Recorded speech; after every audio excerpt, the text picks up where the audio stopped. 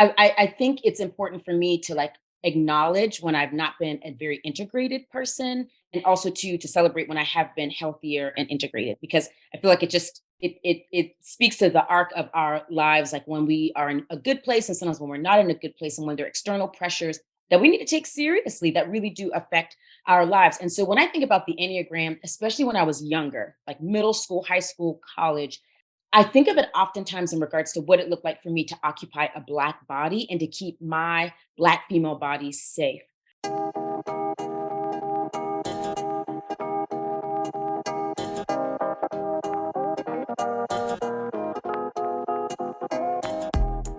I'm Kim. And I'm Camille, and this is Enneagram for the Culture, where two dope Black therapists discuss how therapy, Blackness, and the Enneagram come together. Here we are, and it's finale day. The last one. Season 2. Yeah. It's incredible. We've had a whole 2 seasons. Yep. Excited. I know you. I'm not even gonna ask. Did you think that was possible? Because I know you're like, yeah, I already knew that. Did you? Yeah, I did. Because I wouldn't have committed if, and that was one of my things about when I committed. I was like, if I'm going to do this, I'm going to do this. So yes. And we've done it. Here we are. So yes. So finale, thanks for rocking with us all season. And here we go for our last episode. Yeah. So y'all know how we do. Camille, how did the Enneagram show up for you? The Enneagram showed up for me because I am super excited. I'm really excited right now because we actually have a guest on with us. My pastor, Lisa Yebuah, is our guest for today's finale episode. And I'm going to introduce her in a second, but I am so excited. I think I've probably even said this on one of my How Did the Enneagram Show Up For Me. I love sharing things that bring me joy in my life. Like, if I'm watching a TV show and I love it, I'm going to tell like 5 people you should watch this TV show. If I find like a tip or a trick that has made my life easier, like the meal delivery thing that I do, like the meal pickups, I'm going to tell you about it. And when I have people that I love and I like just like respect and get excited about, like I want to like shout it from the rooftops. And so I am so excited for Lisa to be here with us on the podcast because I'm excited for, Kim to meet her. I'm excited for listeners to meet her. I'm just excited. This is so cute. You're just bubbling. You can hear it as you first started to talk about it. You're just bubbling with the excitement. I love that about you, that you like to share joy in that way. So thank you. Well, let me go ahead and introduce Lisa so that she's not like secretly in the background learning. So I'm going to introduce you with her formal bio, just so you can get a feel for her this way. But then obviously through this whole episode, you're going to get an even better feel for her. But Reverend Lisa Yebuah currently serves as the lead pastor of the Southeast Raleigh Table, a worshiping community in Raleigh, North Carolina.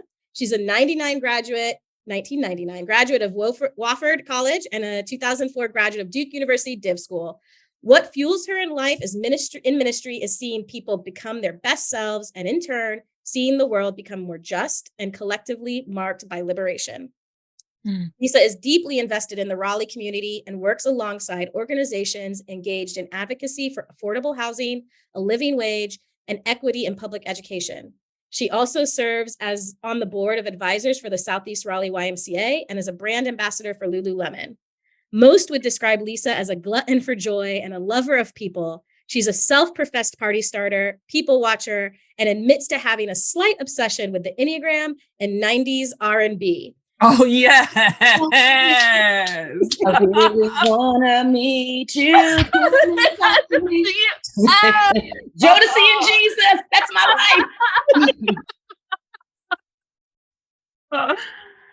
Oh, man. Hello, Lisa. We are so excited that you're here. I'm glad to be here. Thank you all for trusting me in this space. Yeah, what a great time to be with you all. Gosh, it's easy. Incredible. Yeah, I know. Reading your bio, I was like so proud to know her. And again, just so excited to get to share. So thank you for all that you do and showing up for us today. We're excited. Most definitely. And for the song. No, You just I'm not. write in step to randomly break out in song. You are you belong here. Shy, Silk, you name it. There's a meeting in my bedroom. There's a meeting in the Zoom room. Zoom room. If you're gonna break up with me, you better break up with me with the 90s R&B song. Ain't Sing me no other some, way to do it. yeah, some Tevin Campbell or some Ralph Tresvant. I'll respect you. I love it. I love it. So, Lisa, I'm going to jump right in. The way that we always start off is, how did the Enneagram show up for you this week or recently? Yes. I'm gonna tell you like maybe a serious and then maybe a more kind of fun one. So actually today I received a text message and I could tell that the person was not maybe happy, and also to receive a phone call and I could tell that the person was not very happy. And for me, I feel it in my body when I know I'm going to have to lean into conflict. And so my heart was pounding. I literally felt like my head and my heart were trying to get on the same page as to how we were going to even start the conversation. Sometimes I'm a type 9. And for type 9, sometimes the scariest thing is to like just text, I need to talk. It's like, about what? Can you please pray tell, send me a memo? So just like really feeling, just feeling myself kind of come out of myself when I knew that I was going to have a pretty difficult conversation. Had the conversation because one of the things I've been working on is not avoiding when I know I need to lean into conflict. And so very quickly did that. But also to just realizing as a type 9, oftentimes people feel like I am so for them, which I am. I mean, I think that I don't know, like honor the humanity in people, but that doesn't necessarily mean I always agree with folks or have similar instincts. And so whenever I miss another person or we're just not on the same page, I think people can feel that as like a major, major maybe betrayal.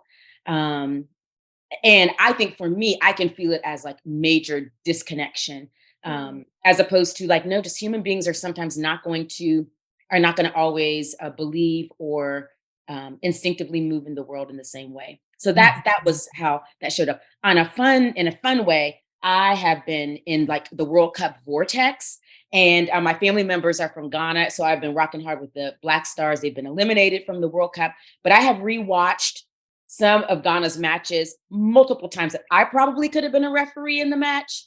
And I just realized how much like familiarity like feels like a cozy blanket is like a hug for me. So I'm going to be a World Cup 2022 expert because I've watched so many matches over and over and over again on Telemundo.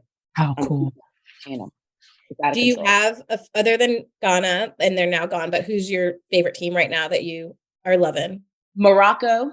Okay. And because they're in the African Cup of Nations, they come out of the AFCON. And quite honestly, whenever any colonizers get beat, I'm like for it. So when Tunisia beat France, I cried. I was like, this is a beautiful redemptive moment on the field. So I'm rocking hard for Morocco. And if Brazil has to play like Portugal, I'm going to be very excited if Brazil wins. So Kim, have you been watching? Yeah, well, this is a whole thing. I do love the World Cup. I love soccer. My family loves soccer. We're not from America, so we love soccer. Like we are like totally into this. But I am also very, very into Christmas season. And I have a full watching schedule. I'm like, I cannot detour. Yeah, that's right. This is how the Enneagram is showing up for you part two. Y'all cannot like, no soccer formed against me shall prosper.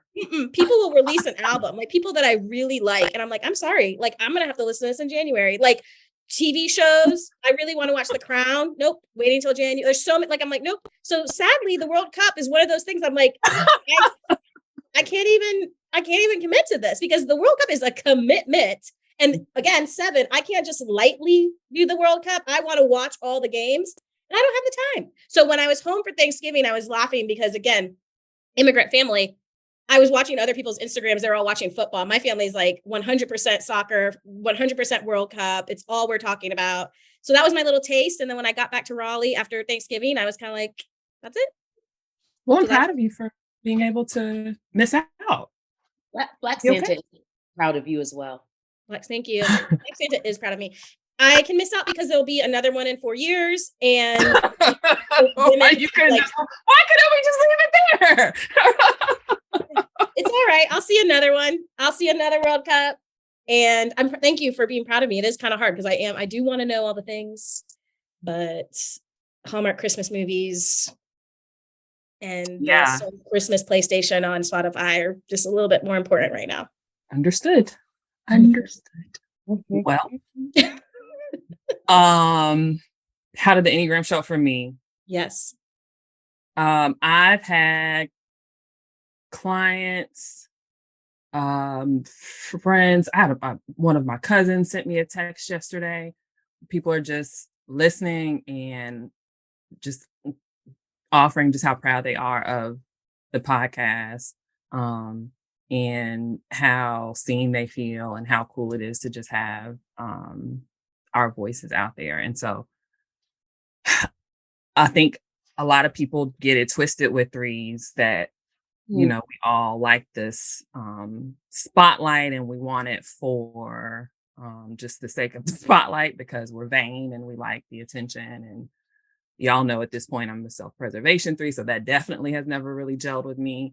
But regardless of, subtype, for most threes, I think to be able to be seen, to be able to put something out there that's really from your heart, and for people to see it and recognize it, and that just, it feels really, really good. So that's how it's shown up for me lately.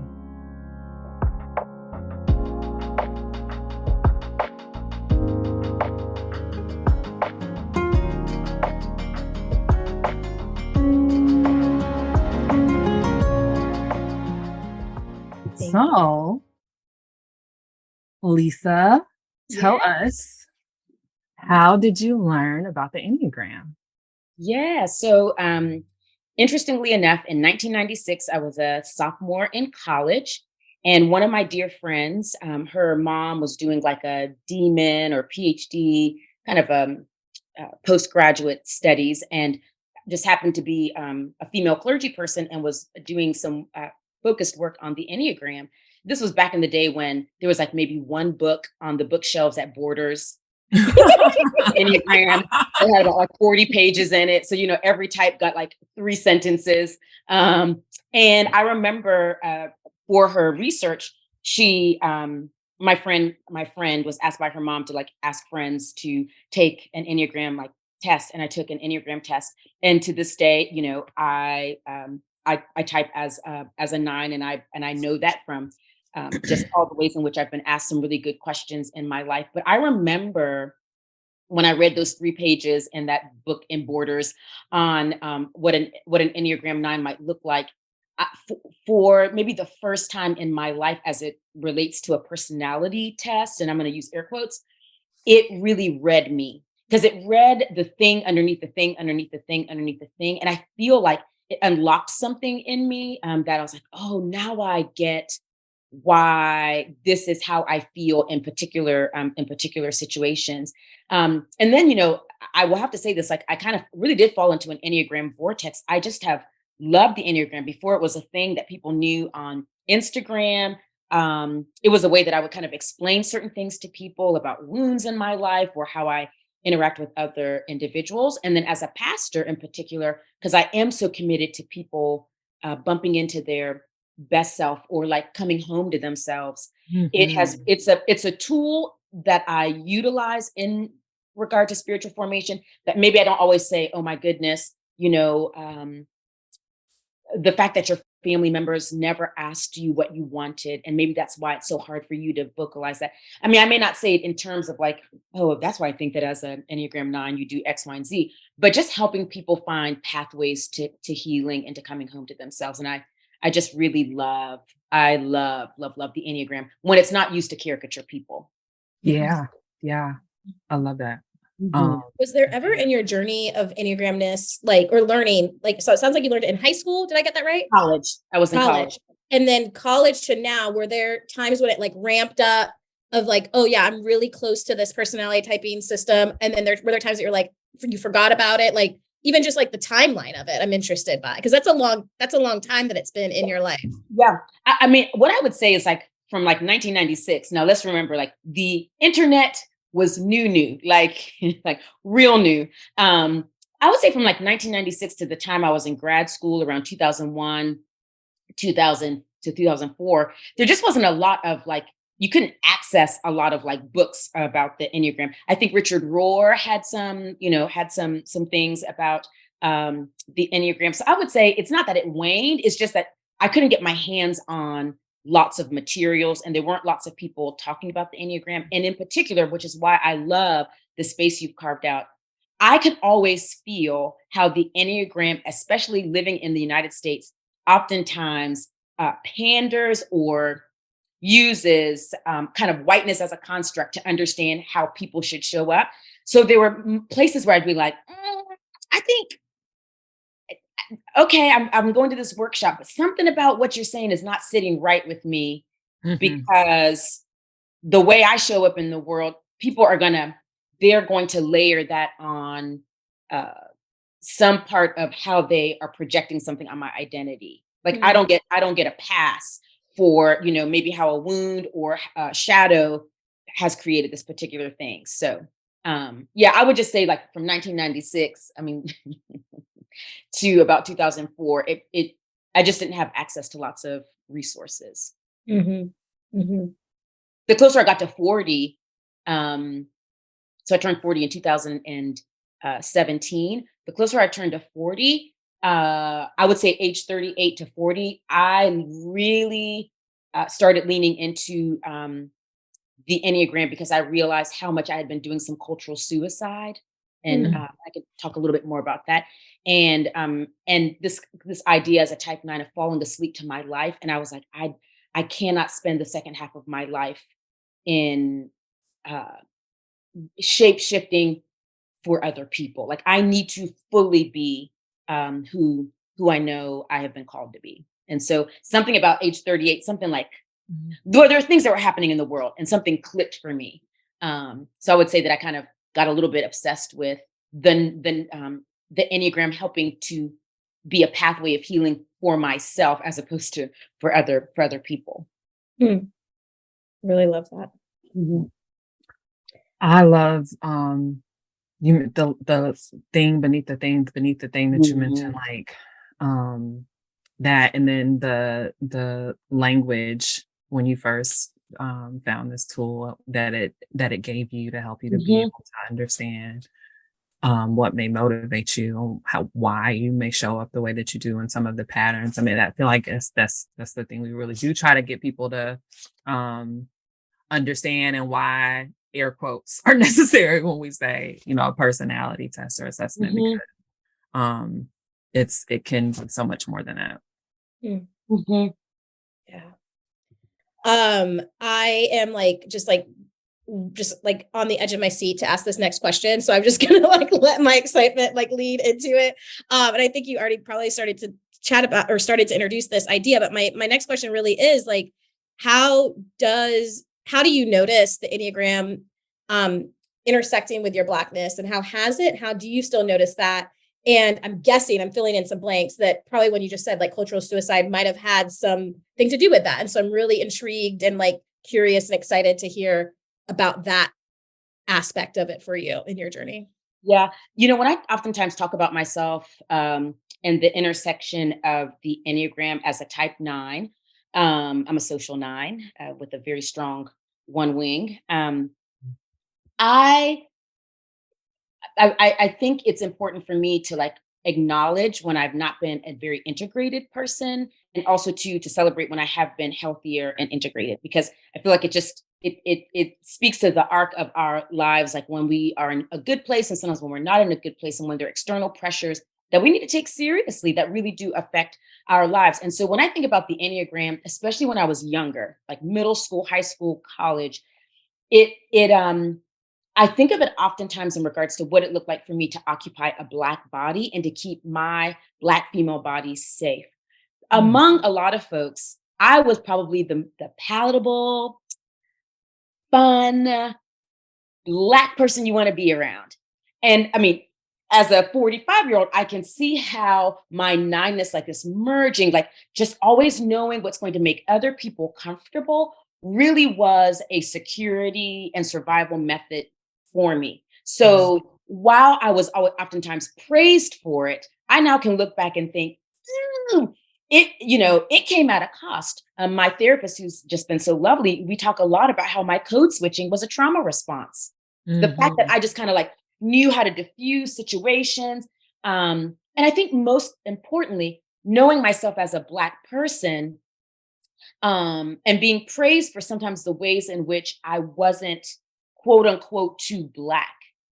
People on an egregious level, people used to say to me, "Oh, you don't make." When I see you, when I'm around you, I don't necessarily think of you as a Black person. I used to think people used to think that was a really kind thing they were saying to me, and I'm like, "You want to talk about how insulting this is?" And also knowing, wait a minute, then you're also giving me some information as to what you think about quote unquote individuals who live into the fullness thereof of how they show up in the world in a black body. And so I think I lived a lot of my life quote unquote keeping the peace in this way, helping white people not feel so white by me not, like them not recognizing like, oh my gosh, you actually are, you ask of my body certain things. And that's why I'm doing whatever I'm doing. I want to also name that is seasons of my life that I was not as integrated, but I don't beat younger Lisa because I Mhm. realize now like I really was doing the best I could with the resources that I have. I would say now the way being a type 9 intersects with my Blackness is like nines really are very adaptive and can see possibilities in all things. And I really do see possibilities in myself. It is really hard to put me into one category. I mean, I'm a little bit, one of my dear friends who's a leadership coach, she one time said of me, a scattered life is your life. I'm not disorganized, but I just really do live like, I mean, and I think that's what Blackness looks like. Blackness is like, you can't put me in a box, I actually think white supremacy as a tool oftentimes even causes us to have a thwarted imagination for what it means to be Black. I feel Mhm. like my nineness is like, Lisa, being Black looks like you waking up, eating, sushi on your front porch in a bathing suit, kiki it up with your neighbors, which I do. Because that's what I want to do when I want to do what I want to do. That's Blackness. It's me deciding like to sing songs on the top of my lungs when I want to sing songs on the top of my lungs. It also looks like me tarrying quietly in my kitchen and calling the names of the people that I have loved who have gone on before. It Mhm. looks like me living very expansively. And so I would say I really do occupy my life. And I think nines, like that's idea of like right action and like holy love. Like, yes, I love others. I really do love other people. I daggum love my life. I love myself. So I do not want to make myself small and I do not want to be sleepy to my life. I don't want my life just to kind of like move along. I want to yeah, I'm going to stake claim to the years that I have been given. So yeah, I would definitely say younger years, that code switching, that having to be kind of palatable, and then just getting to a place where I was like, this is for the birds.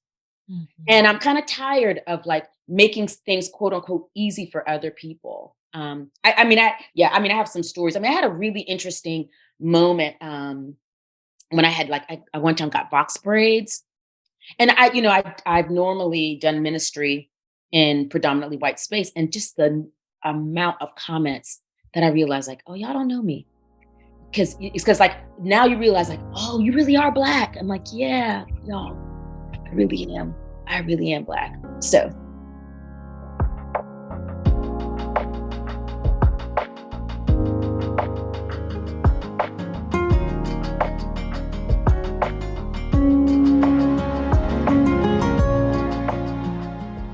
Merry Christmas, Hanukkah, friends. Yeah, I mean, we're done. No, I'm just no, we're not. Kim is just shaking. Kim is We're not done, but I do need a minute. We're not done, but I do need Uh-huh. just a minute. Yeah.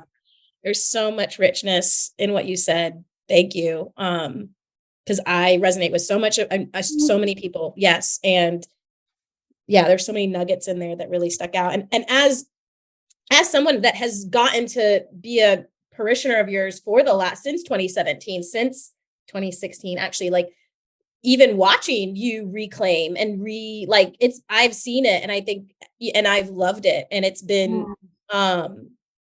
beautiful and good and inspiring. And I just love, like, I am not playing small, I'm staking claim. And I've also seen some of the ripple effects of that. And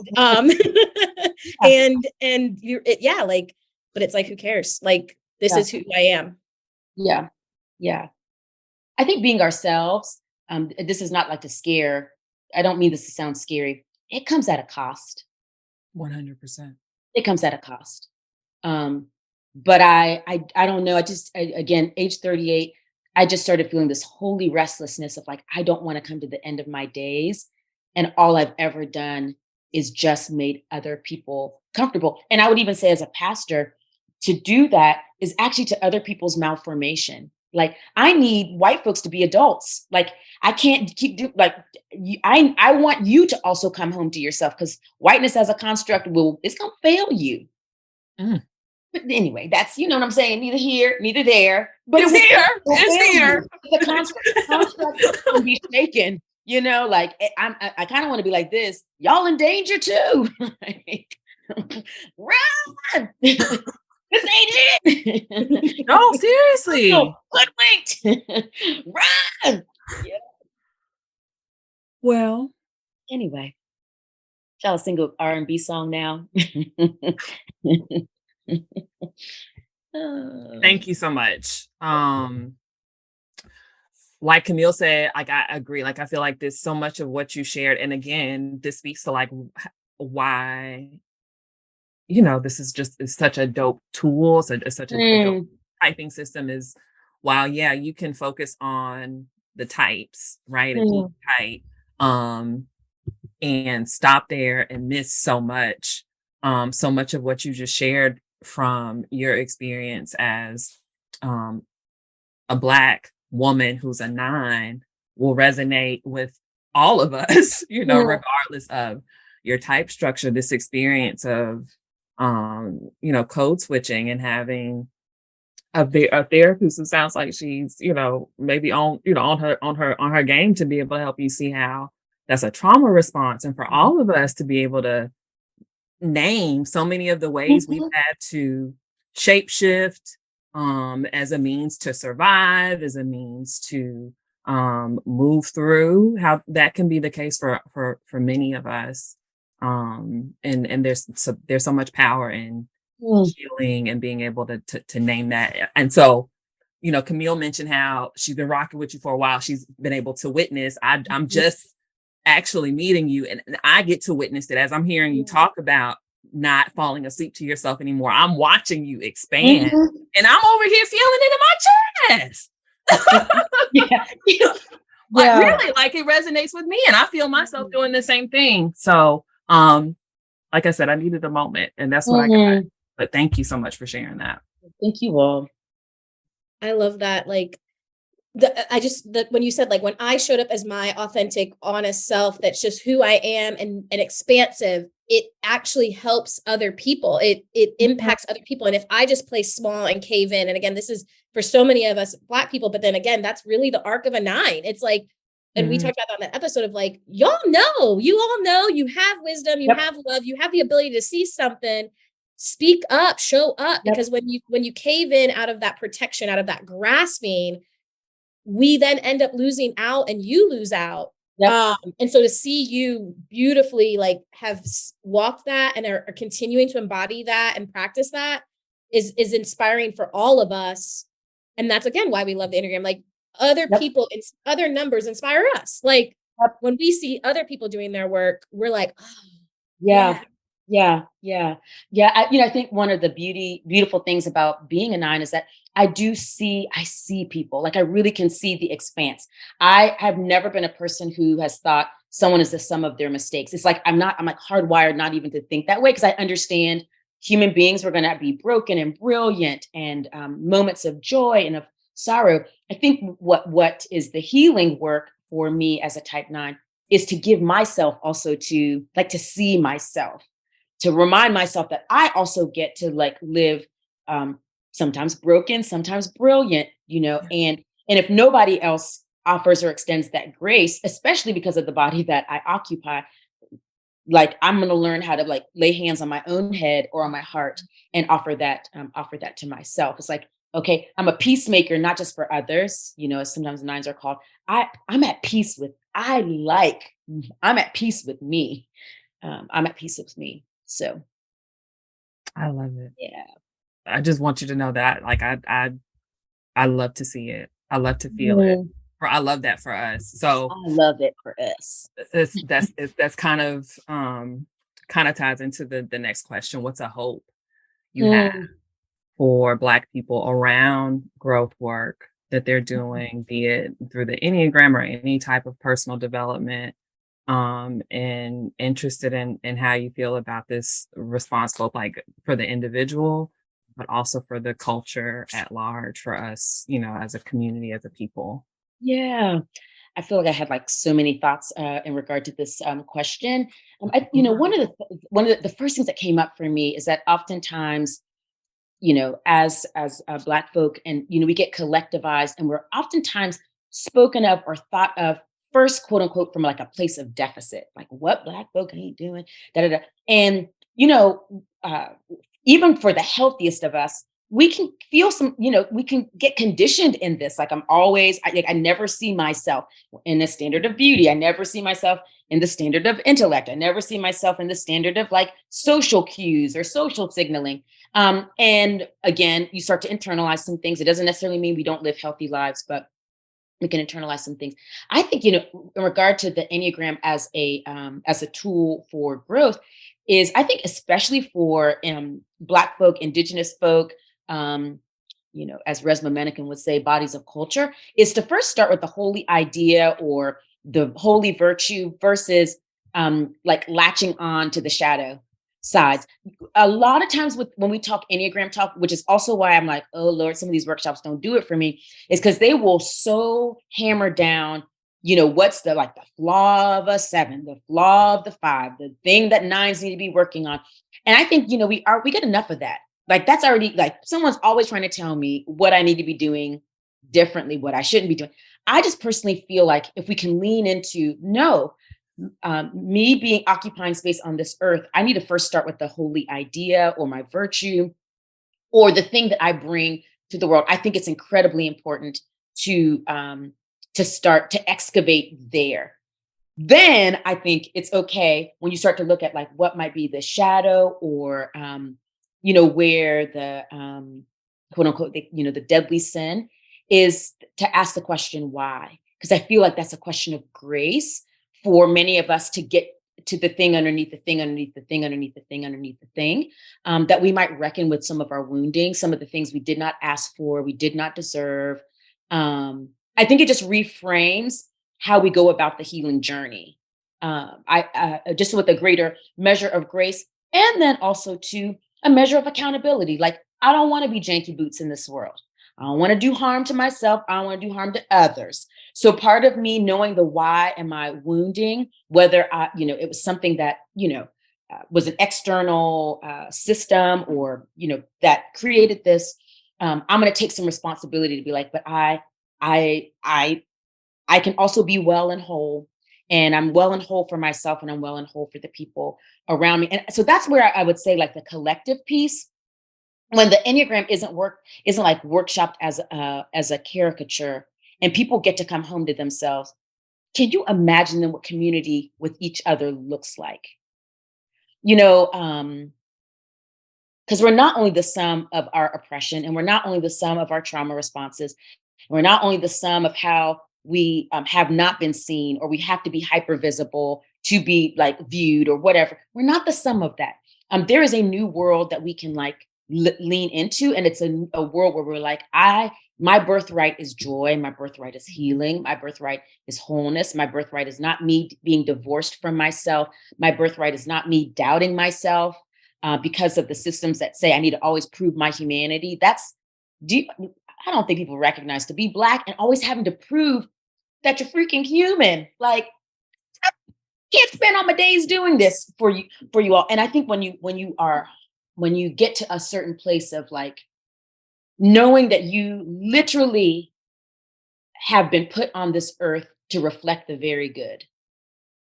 And that is that whatever that holy idea is, I think it just is a game changer where you can say to the systems of oppression, you don't know me.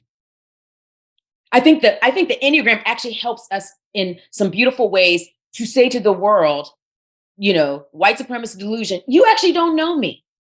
Yeah. So the peace that I have isn't about me being a peacekeeper and being palatable. Actually, it's because I have a certain power and energy that I understand power with and not power over. I'm not going to use your tools. Like that, my peace will literally somehow like it will be a balm and it will shape and it will help people to know that they're loved. So I'm not going to do your piddly thing because you don't know me. I think that the Enneagram gives us the opportunity to say, actually, as a Black woman, you don't know me. You really don't know me. And that's that on that. that would be that on that. That on that. So that's what I have to say about that. I think also too, just in particular, because so much of my story in this season of my life is having to love my younger self when I like take stock of how much she did not show up fully. Sometimes I can feel shame about that. I'm just going to be completely honest. Like when I was so celebrated, if I distanced myself from, my very community, I think, the Enneagram gives you safe boundaries to look back. And instead of me beating my younger self up, like, I just know how to like, I've learned to like forgive the things that I'm like, oh, Lord, if I'm grateful there was no Twitter when I was 16, because I probably would have said some things that would have gotten me canceled. But I also like look at my younger self and I realize like you really were contending with a world that just did not know you, and you were just trying the very best you could. So I mean, I don't know. The Enneagram gives me a safe like lane to look at myself with not contempt, but with like, okay, we're not going to do that anymore. We see where that like fails you being your true self. Okay, this is where you were trying to wear armor or a mask or whatever. I feel like the Enneagram can give you like it's like safe. It gives you a safe way to pick at the wounds without like doing more harm. So I think for anyone who might be feeling a little bit like, oh God, ooh, I feel bad like about, if they carry any shame around, I think especially distancing. I hope that as you hear me, that you would know that looking back doesn't mean you have to look back with contempt. Hey, so a part of our hope is to really connect with you guys. So we want to know what you're getting from this and what you want to learn more about on this podcast. You can connect with Camille on Instagram at camille.logan.lcmhc.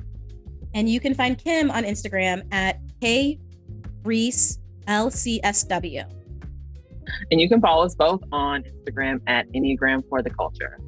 We've dropped the links in the show notes, so check those out too.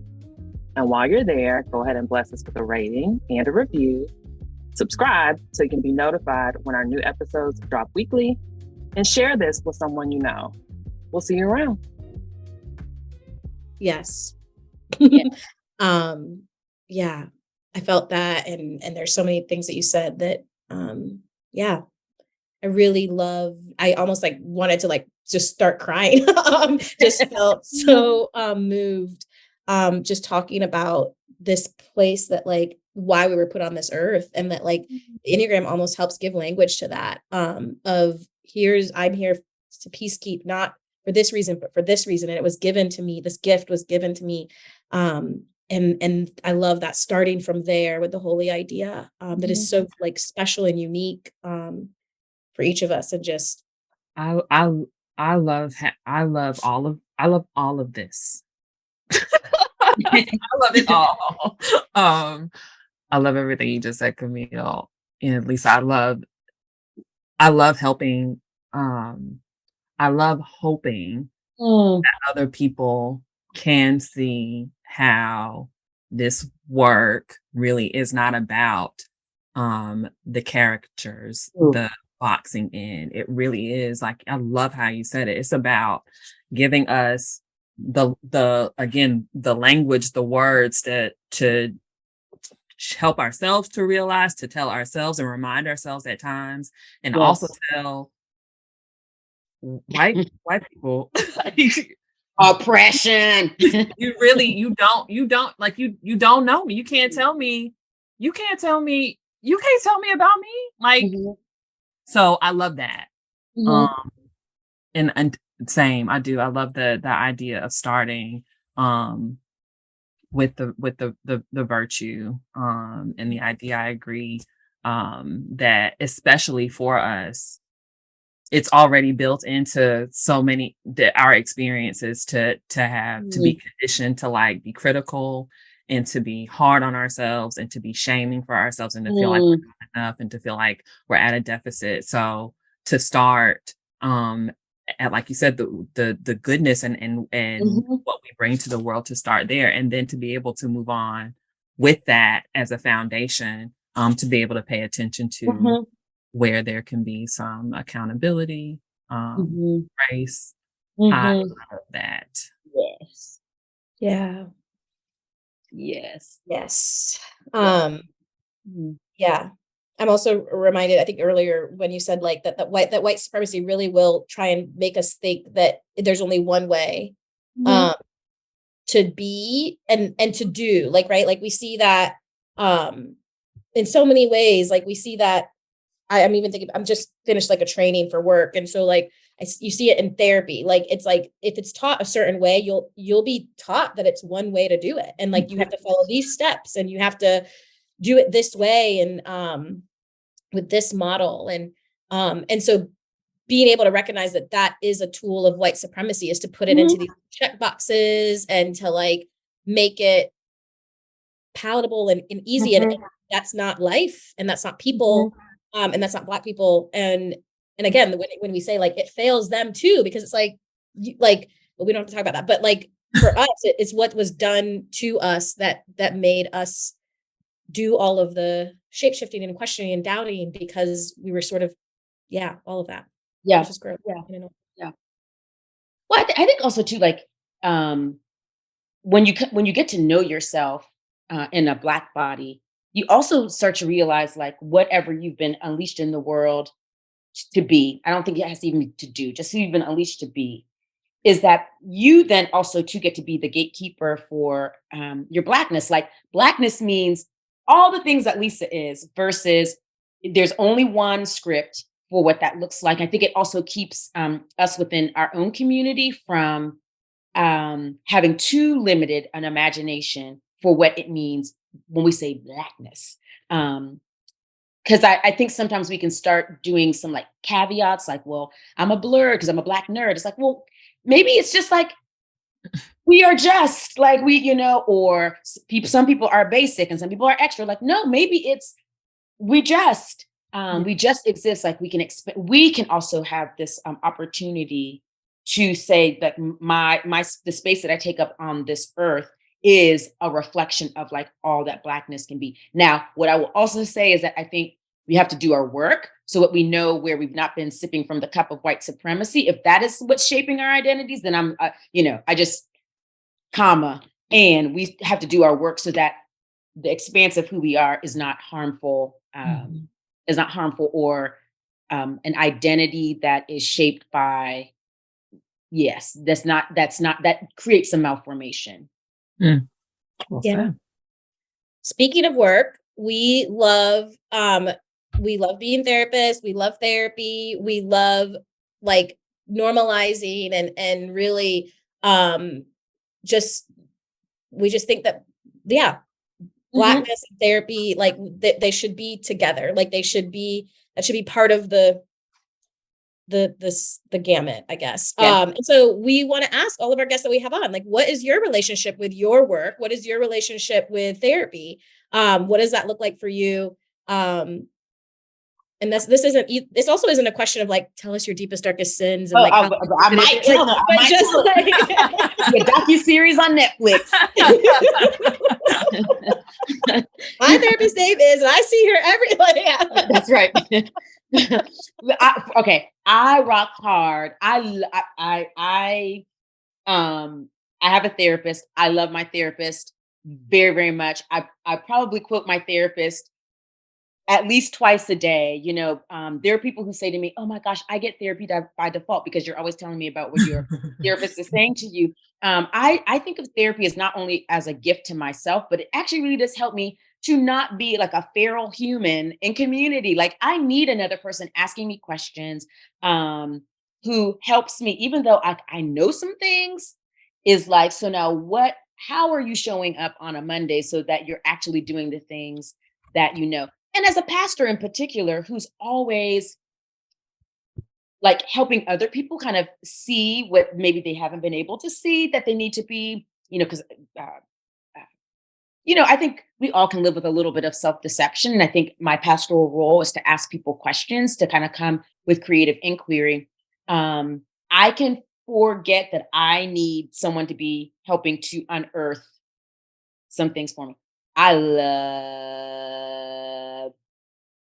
love therapy. To me, a therapist is like my adult chaperone. I just don't know what this world would look like if I didn't have somebody to help me along the way. Yeah, my therapist is the best person on this. I mean, would it be weird if I got like a tattoo with her name on my back? Don't do that. Yeah, don't do that. Okay. I like her a lot. I love that. That you like. I think that's a good message for us, like for therapists to hear too. I think like what you talked about, like being a pastor, like there's been something that I learned maybe like probably about 2 years ago now.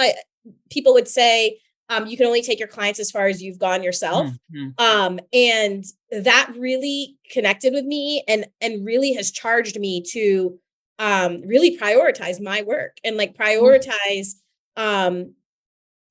what I'm doing, because it's going to help me help my clients. But and so what you're saying, even that accountability in your role, yes. But I think not only for folks that are pastors or therapists or whatever, I think for everybody, like we can only go so far in conversation or in community or in our families or in all of these things if we haven't done it ourselves. And so I think it is such a great self accountability. Yes. Like I can't ask the world to change if I don't. That's right. That's right. Yeah. And the two things that are really interesting, my therapist, I've always had therapists who have been Black women. And I think, it just feels, if you're going to be vulnerable with someone, what I don't ever want to feel like I have to do is translate myself. And I do sometimes feel that in predominantly white space, like let me help you to understand like why this particular family dynamic, might be the way, like that feels very dangerous. Like, oh God, I don't want to have to explain it. So I feel very seen. And when questions are asked that are really difficult, I tend to just trust that they come from a very different place than like scrutiny or me being policed in some ways. Then the other thing is like, as a pastor, oftentimes when I walk in rooms, quote unquote, I might be the healthiest person in the room. Like that's what you kind of assume. That doesn't mean there's not still more growth to happen. And that's where I think therapy helps me, is to never kind of rest on my laurels and think that I have arrived in regards to my growth. Oh boy, the last 2 years in particular, I've been on a journey.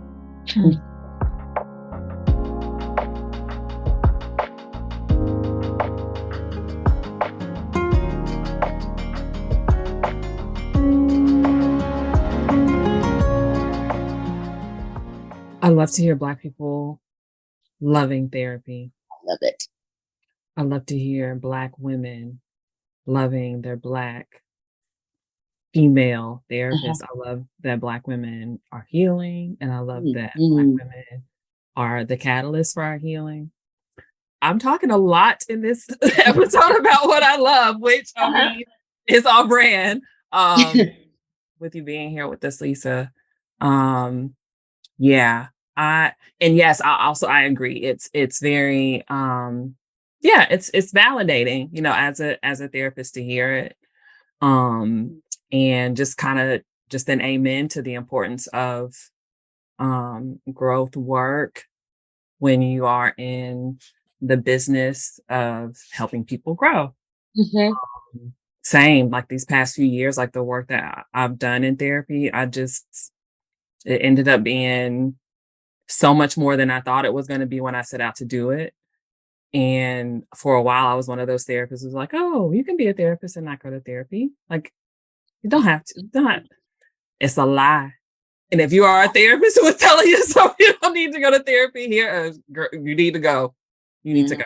It's it's for sure. I feel like made me a better clinician, better human. So just shout out to us. Shout out to you all. And I also feel like something that I've been laughing at is I think that God teaches us a lesson until we learn it, kind of a thought. And so when I go to therapy and I'm like working on something with my therapist, it is not coincidental that like now my clients like and I'm like, oh, that's like, and I think it also like goes to that statement of like, we can only take our clients as far as we can with that we want. For sure. So that like now I'm having to I'm doing something that I'm asking you to do or talking to you about or helping to you to do. And it's also like reinforcing like, oh yeah, like I'm like, oh shit, I just had therapy at 11 a.m. and now I'm here with you at 3 p.m. And like, let me tell you what my therapist, like, no, I don't say, well, let me tell you what my therapist said, but in my head, I'm like, you know what? I kind of know where to go with this. Yeah. And I don't know if that happens for you with like with pastoring, like if it feels like what you're working on personally. I don't know if there's similarities. I know our jobs are sort of similar in some ways, obviously very different in a lot of ways. But that reflection piece, if that's sort of there for you too.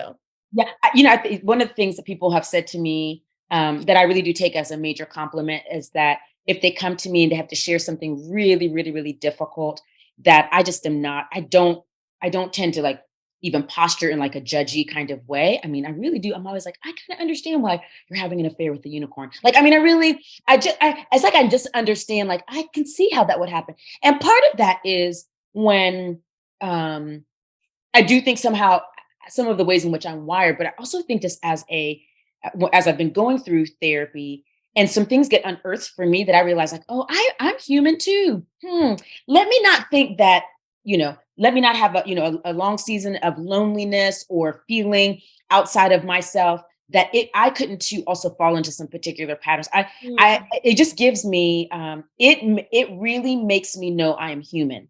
And I think in certain roles, because pastors oftentimes get put on pedestals, if you're not careful, and this is one of the first times I ever went through therapy, is because I was worried I was becoming a persona and I couldn't tap into being a person. And I was like, oh Lord, I don't want to be problematic. But I think, it really makes me realize like, oh, I'm human. I'm so human. And the people I work with, they are human too. Now I have certain expectations and obligations I do not take lightly because I am under the authority to do particular things that in a set apart life, and I take that seriously. And I'm not a different version of human. I'm human who has some different expectations and obligations in my life. So yeah. And I love tools. I like to give people tools as opposed to just being like, let's just talk about why you're having an affair with the unicorn. It's like, okay, tomorrow, what if we no longer texted the unicorn back? Like I believe in like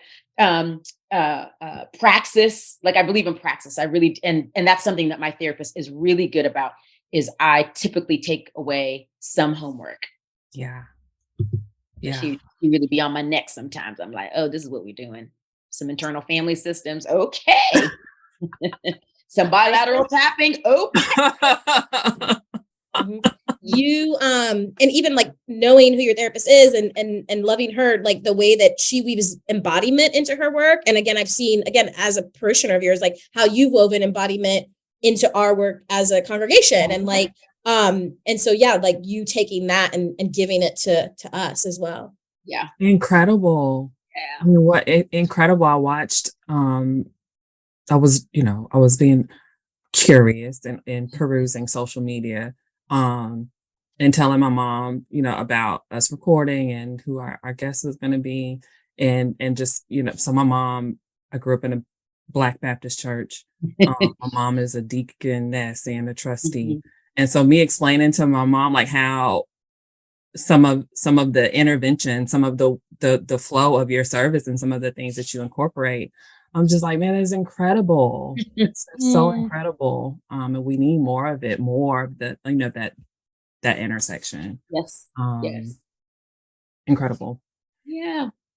Well, that's a good segue to our next question, which is about some of these gems and questions that you find yourself, reminders of from your therapist that you find yourself telling yourself every day or sharing with other people. So, like, if you have one that it just really, really resonates with you as far as a gem or a takeaway therapy that you would share? Yes. I take copious notes during my sessions. And so when my therapist is one day discovered by Oprah, I want to be able to say I've got the collection of her work, her print materials. I've got the worksheets. I've created. If she writes a book and she needs like what Don't you worry. I can tell you what you were saying in August. Like what you were. I know what you were working on. And she could really look back and be like, "Oh, I said that." That's good. The worksheet in my book. I'm not even joking. I better get invited to get a gift back to Oprah. So many things. I mean, truly, so many things. I always have a takeaway. But one of probably the question that my therapist asked me very early on when we started meeting with each other is she, and never had anyone frame it this way, but she asked me, Lisa, are you trustworthy? She's like, are you trustworthy? And it was a way for her to say, Lisa, when you wake up in the morning, you're not thinking about how you want to harm people. You're not thinking about what, malice you want to cause. You're not out here, It was really her way of asking out loud a question I need to ask to myself. Like, Lisa, I'm trustworthy. I'm not going to always be understood by people. I'm not going to always get it right. She didn't ask me, are you perfect? Are you, without flaws, but are you trustworthy? And I sometimes come back to that when, I know I was sharing earlier in the pre-recording that whenever folks tell me something about myself that just doesn't sit well, where I'm like, that's not true of me. There are moments when we sometimes can't change a person's perception or the like, and I can come back to but am I trustworthy? It really does. It doesn't. It's not that it gives me a pass. No, I will take responsibility if I need to take responsibility, and sometimes that's going to be a road for repair. But just to remind myself, like, no, I start from a place where I want to do no harm. I want to do the very best I can. I don't want to injure people's relationship with God or with one another. So that has really been a major one. And then the other has been, this has been a season where I want to take up more space. I think as a 9, I know where I sometimes play small. Other people, because I have a bigger personality, I think people automatically assume I'm just like, woo, but I know where I've been playing small.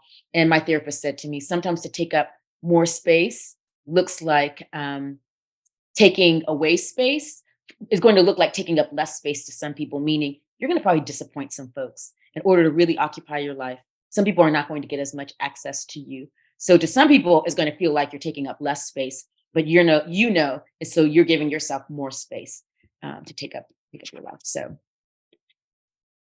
that's it. Yes. Thank you for taking up space here. Thank you for taking up space in my life and all of the nuggets. And like, not only nuggets is too small a word. I'm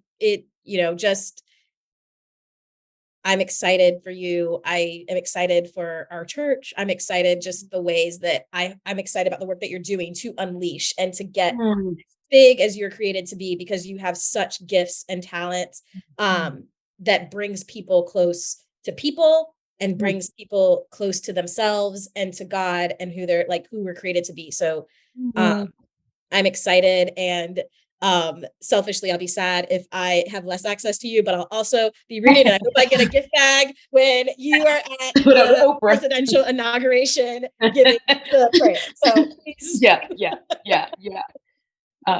Yeah, no, thank you. Thank you all for giving me the space to share. I mean, I do love I love the Enneagram so very much. And I know this is something that Camille knows. I think the work you two are doing it's not just like nice. It is incredibly necessary. And I feel like, I've listened to other podcasts with people who talk to folks about the Enneagram, and there's always a piece that feels a little unsafe when they're folks, people of color, folks who are Black, who are on those. If a person doesn't really doesn't handle with care, because the Enneagram unearths things. I mean, if you understand it beyond a caricature, you're going to get down to some deep things in people's lives.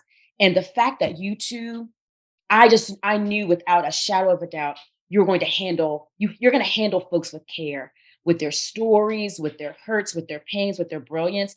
It is so necessary. So I want to say thank you, thank you, thank you, thank you, thank you. In 1996, when there was only one book at Borders, who knew?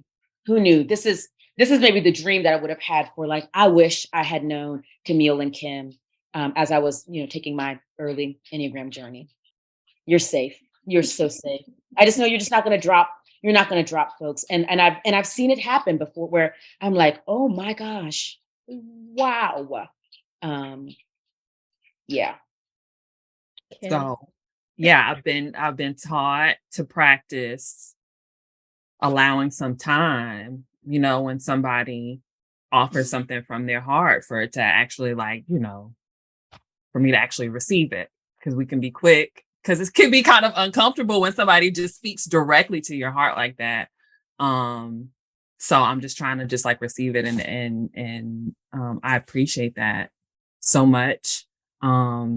It's good to know that that's how you have experienced us, and the way to which, like, the certainty you have that others will experience us, it is for sure a part of our hope. And why we're doing it is so that people they feel like they are cared for, as we face some tough topics, but in the name of growth and healing, and for the culture, for us to be better. Sure. Hashtag for the culture. For Jesus. So on that note, actually, thank you for like almost speaking over us as we end season 2, because what we want to do for season 3 is this format, and is bringing guests on to each episode, and talking about their journey with the Enneagram, their journey with healing, their journey with therapy. And so I feel, what is that called when somebody, like, I guess, praise, what is that? When they like call to action? What did you just do for us? What is that? I don't know, y'all, but things, and y'all, you did this, and I was like, okay. I auntie you all. That's what I did. I auntie you all. The auntie type things. You did. Some people would say you prophesied. Yeah. Not prophelied, prophesied. For sure. And definitely with the intention of like elevating the work that we are doing for our people. And so again, Lisa, thank you so much for the work that you're doing in our community. Is so important. Camille and I, we talked on the podcast about how incredibly, like, what revolutionary that will be when we figure out this whole balance of faith and mental health, healing, emotional health, all of those things. For the longest, for many of us, those things, they couldn't go together. And so thank you for the work that you've done and the intention that you do to bring them together more. And so, yeah, we want to keep highlighting people who are doing work to move us forward. Thank you. Thank you. Thank you. Yeah. Yes. And so with that, that's it, right? I guess that's a wrap. Lisa, how can people find you? How can people find you? Yes. You can find me on the Grisam under at petite_pastor. That's like the main way that I live out on the Johnny Gill's internet. I had to go with another. That's where I live.